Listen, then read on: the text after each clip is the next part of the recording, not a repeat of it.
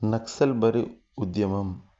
నక్సల్బరీ అనేది ఒక గ్రామం, వెస్ట్ బెంగాల్లోని డార్జిలింగ్ జిల్లా, సిలిగురి సబ్ డివిజన్, హిమాలయ పర్వత ప్రాంతం దగ్గరి గ్రామం.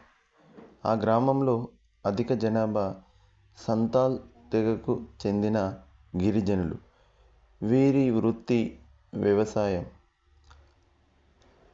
ఆ రైతాంగాన్ని జోతేదార్లు అనే భూస్వాములు హథియార్ అనే పన్ను పద్ధతితో వేధించేవారు.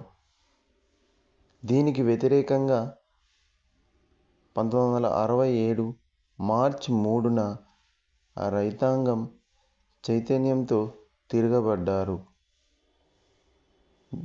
ఇదే నక్సల్బరీ ప్రారంభం. దీనినే నక్సల్బరీ ఉద్యమం అని అంటారు.